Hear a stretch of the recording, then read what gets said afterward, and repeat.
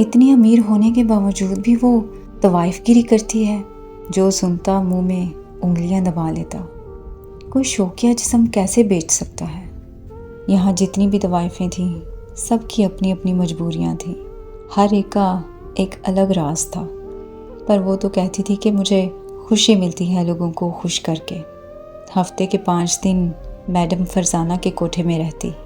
جتنے پیسے اور تحفے ملتے، اس میں میڈم کا حصہ نکالنے کے بعد باقی سب اپنی ساتھی طوائفوں میں بانٹ دیتی تھی۔ اصلی نام کسی کو پتہ نہیں تھا۔ میڈم کے پاس آئی تھی، جب میڈم نے نام پوچھا تو جواب ملا کہ نام میں کیا رکھا ہے۔ میڈم نے بنو نام رکھنا چاہا تو جواب ملا کوئی کلمی نام ہونا چاہیے، جیسے امراؤ جان ادا، پھر یہی نام رکھ دیا گیا۔ کچھ دن بعد وہ امیر لوگوں کی جان ہی بن چکی تھی، نزاکت انتہا کی تھی۔ اس پر وہی مثال صادق آتی تھی کہ خدا جب حسن دیتا ہے تو نزاکت آ ہی جاتی ہے۔ جب کوئی مرد اس کا جسم نوچتا تو اس کے کہہ کے پوری طوائف گری میں گونجتے تھے۔ جو لڑکیاں گاہک نہ ملنے سے آپس میں گپیں لگا رہی ہوتی تو وہ ایک دوسرے کی طرف زمانی انداز میں دیکھ کر ہنستی تھیں، لیکن اس کی ہنسی بھی بہت عجیب تھی، جیسے کوئی برستی بارش میں سورج کا دیدار نصیب ہوتا ہے۔ 5 راتیں کوٹھے کے لیے وقف تھیں۔ اگلی 2 راتیں کہیں سے ایک بڑی سی گاڑی آتی، وہ اس گاڑی میں بیٹھ کر چلی جاتی۔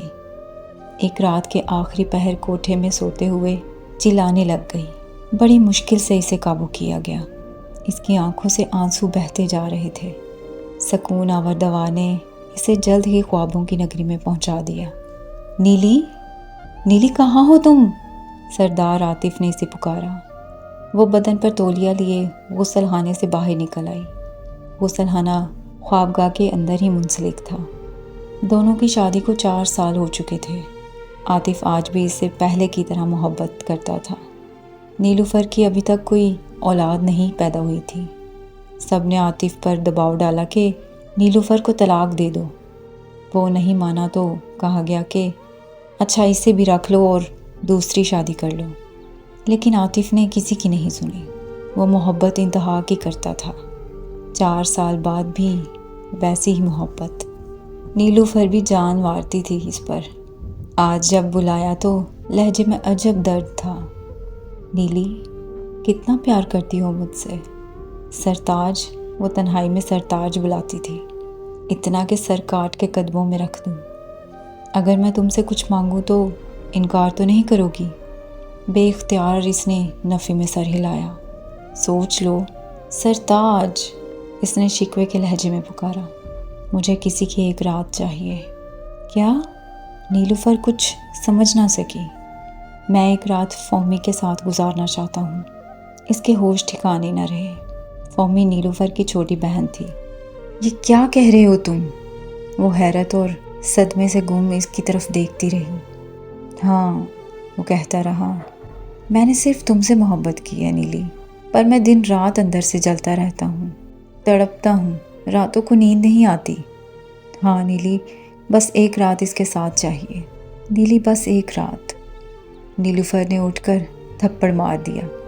عاطف زور زور سے رو رو کر کہنے لگا کہ مارو مجھے مارو، میں اسی قابل ہوں، اور بچوں کی طرح پھوٹ پھوٹ کر رونے لگا۔ نیلوفر جتنا بھی غصہ کرتی مگر وہ جو اس سے محبت کرتی تھی وہ بہت باری تھی۔ کچھ دن گزر گئے۔ عاطف ہڈیوں کا ڈھانچہ بن چکا تھا۔ نیلوفر سے اس کی حالت دیکھی نہ جاتی۔ ایک دن عاطف لوٹا تو اس نے کچھ فائلیں اس کی گود میں ڈالیں اور چپ چاپ پلٹ گیا۔ اس نے فائل کا کور کھولا تو ایک خط گر پڑا۔ پتہ چلا کہ عاطف نے فیکٹری، گھر، سب کچھ اس کے نام کر دیا ہے۔ اور مانگا کیا ہے؟ بس ایک رات ہی تو مانگی تھی۔ کچھ عرصہ گزر گیا۔ پتہ چلا کہ سب سے بڑی خوشخبری ملی ہے، یعنی نیلوفر حاملہ ہے۔ پھر 5-6 مہینے گزر گئے۔ عاطف ویسے ہی ہڈیاں بن رہا تھا، لیکن نیلوفر کا خیال وہ حد سے زیادہ رکھتا تھا۔ اس کے باوجود عاطف کے چہرے پر مسکراہٹ نہیں آتی تھی۔ پھر ایک دن عاطف نے کہا کہ نیلی، اب فہمی کو گھر بلا لو، وہ تمہارا خیال رکھے گی۔ نیلوفر کچھ نہ سمجھتے ہوئے بہت کچھ سمجھ گئی، لیکن کبھی کبھی کچھ رشتے بچانے کے لیے کچھ رشتے قربان کرنے پڑتے ہیں۔ نیلوفر نے فہمی کو گھر بلایا اور کہا کہ اب 7 مہینے کا بچہ ہو گیا ہے، عاطف تو سارا دن باہر ہوتا ہے، کوئی تو ہو جو میرا خیال رکھے۔ فہمی سارا دن چہکتی رہتی تھی، کہتی نام فہد رکھنا ہے، پھر اس کے کپڑے سیتی اور کئی جوڑے کپڑے بنا لیے۔ سارا دن فہد فہد کا نام لیا کرتی۔ ایک رات نیلوفر نے فہمی کو عاطف کو کھانا دینے کے لیے بھیجا۔ عاطف بیڈ روم میں بیٹھا تھا۔ فہمی واپس پلٹنے لگی تو دروازے میں نیلوفر کھڑی تھی۔ عاطف نے چونک کر اسے دیکھا۔ بس ایک رات، نیلوفر نے سرد اور سپاٹ لہجے میں کہا۔ فہمی کچھ نہ سمجھتے ہوئے بولی، باجی یہ ایک رات کون سی ہے؟ اسی وقت دروازہ بند ہو گیا اور باہر سے کنڈی لگنے کی آواز آئی۔ فہمی کچھ نہ سمجھتے ہوئے بھی بہت کچھ سمجھ گئی۔ دوڑ کر دروازے کے پاس پہنچی اور بولی، باجی دروازہ کھولو پلیز، باجی دروازہ کھولو، باجی دروازہ کھولو پلیز۔ اس کے رونے کی آوازیں آ رہی تھیں اور باہر نیلوفر اندر ہی اندر گھٹ گھٹ کر مر رہی تھی۔ غم کی شدت اتنی تھی کہ اس نے رونے کی آواز کو ہی گلے میں دبا دیا تھا۔ 2-3 گھنٹوں بعد عاطف کی آواز آئی، دروازہ کھول دو۔ نیلوفر کو دروازہ کھولتے ہوئے ایسا لگا جیسے ہاتھ کام نہیں کر رہے۔ عاطف نے باہر آتے ہی نیلوفر کو چومنا شروع کر دیا۔ نیلوفر جلدی سے اندر بھاگی۔ فہمی بستر پر پڑی تھی، بالکل برہنہ، کپڑے نیچے پڑے تھے۔ اس نے جلدی سے کہا، فہمی مجھے معاف کر دو، میں مجبور تھی۔ اس نے فہمی کو کپڑے پہنائے۔ فہمی جیسے سکتے میں پڑی تھی۔ اٹھو میری بچی، شاباش، مجھے معاف کر دو۔ باہر کہیں پانی گرنے کی آواز آ رہی تھی۔ عاطف نہا رہا تھا۔ نیلوفر نے فہمی کو زبردستی کھڑا کیا اور بستر سے پاؤں نیچے اتارے۔ اچانک سے فہمی نے باہر چھلانگ لگا دی اور گھر سے باہر نکل کر کہیں اندھیرے میں گم ہو گئی۔ نیلوفر باہر کو لپکی، کہیں بھی اسے فہمی نظر نہیں آئی۔ اس نے فوراً اندر آ کر عاطف کو بتایا۔ عاطف جو غسل خانے میں تھا جلدی سے کپڑے پہن کر باہر نکلا۔ پھر دونوں باہر گاڑی میں فہمی کو تلاش کرنے لگے۔ نیلوفر نے گھر کال کی، امی سے فہمی کا پوچھا۔ فہمی تو تمہارے ساتھ تھی۔ اس نے بتایا کہ میری طبیعت خراب ہو گئی تھی، فہمی میڈیکل سٹور دوا لینے چلی گئی تھی۔ عاطف کہیں باہر تھے، کافی دیر ہو گئی ہے ابھی تک وہ گھر نہیں آئی۔ پوری رات آنکھوں میں کٹ گئی۔ انہوں نے صبح دوبارہ فون کیا، ابھی تک وہ گھر نہیں پہنچی تھی۔ صبح تھانے رپورٹ کرانے گئے تھے تو وہاں پتہ چلا کہ کسی لڑکی کو رات کسی تیز رفتار گاڑی نے کچل دیا تھا اور گاڑی والا گاڑی بھگا کر چلا گیا تھا۔ وہ جلدی سے مردہ خانے پہنچے۔ تازہ لاش دیکھتے ہی نیلوفر بے ہوش ہو گئی تھی۔ ہاں وہ فہمی ہی تو تھی۔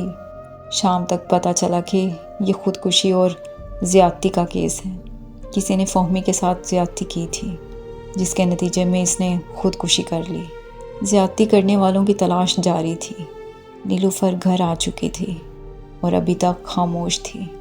وہ اٹھی اور کچن میں جا پہنچی۔ عاطف اسے پکار رہا تھا، نیلی کہاں ہو تم؟ وہ کچن کی طرف آیا تو دیکھا کہ نیلوفر نے چھری دستانے سے پکڑی ہوئی ہے۔ وہ چلایا، نیلی رک جاؤ، لیکن اسی وقت نیلوفر نے اپنے پیٹ میں چھری گھونپ دی۔ ہسپتال لے جایا گیا۔ ڈاکٹر نے بتایا کہ چھری بچے کے پیٹ میں جا گھسی تھی۔ بچے کو بچانا ناممکن ہے، ماں کو بچانے کی کوشش کر رہے ہیں۔ بچے کی موت کی خبر نے عاطف کا دماغ الٹا دیا۔ 4 سال سے زائد بچے کا انتظار اور بچہ مر گیا۔ کچھ دن گزر گئے۔ نیلوفر اپنے میکے میں تھی، خاموش، بالکل خاموش۔ عاطف پاگل خانے جا چکا تھا، آنکھ کھل چکی تھی۔ امراؤ جان ادا نے پیٹ پر ہاتھ پھیرا، وہاں چھری اور ٹانکوں کا نشان موجود تھا۔ شام ہونے والی تھی۔ اس نے اٹھ کر نہایا دھویا۔ آج بھی اس کے گاہک پورے تھے۔ ہاں، ایک رات کے لیے ہی تو وہ آتے ہیں۔